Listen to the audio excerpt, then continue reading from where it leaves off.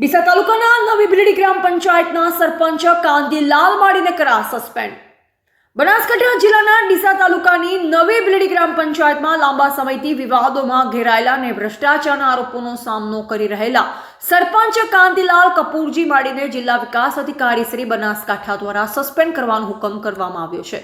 આ અંગે મળતી માહિતી મુજબ નવી ભીલડી ગ્રામ પંચાયતના સરપંચ કાંતિલાલ માળી સામે ભ્રષ્ટાચાર, નાણાકીય ગેરરીતિ, સરકારી રેકોર્ડમાં છેડછાડ તથા ફરજ પ્રત્યે ગંભીર બેદરકારી જેવા ગંભીર આરોપો સાબિત થયા છે.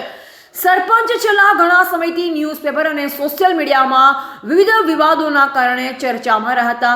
જિલ્લા વિકાસ અધિકારી દ્વારા આપવામાં આવેલા હુકમમાં જણાવ્યા મુજબ નવી ભીલડી ખાતે અમૃત ભારત યોજના હેઠળ વિકસી રહેલ રેલવે સ્ટેશન તરફ જવાના જાહેર રસ્તા પર સરપંચ કાંતિલાલ માળી તથા તેમના પુત્ર રાજેશકુમાર કાંતિલાલ માળી દ્વારા પૂર્વ અને પશ્ચિમ બાજુ ગેરકાયદે દબાણ કરવામાં આવ્યું હોવાનું તપાસમાં સામે આવ્યું છે. આ કામગીરી કેન્દ્ર સરકારની મહત્વની યોજના માટે અડચણરૂપ બનતી હોવાનું પણ નોંધાયું છે. તપાસ દરમિયાન તાલુકા વિકાસ અધિકારી, ડીસા તાલુકા વિસ્તરણ અધિકારી તથા અન્ય તપાસ અધિકારીઓના અભિપ્રાયના આધારે જિલ્લા વિકાસ અધિકારીએ તારણ આપ્યું છે કે નવી ભીલડી ગ્રામ પંચાયતના સરકારી રેકોર્ડ અને ઠરાવ બુકમાં પાના બદલવી, ખોટા ઠરાવ કરવામાં આવ્યા હતા, જે ગંભીર ગુનો બને છે.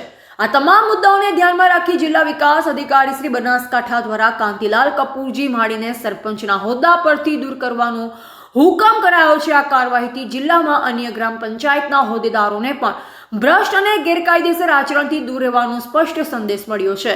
એવા જીગર ચાવડા, ભીલડી.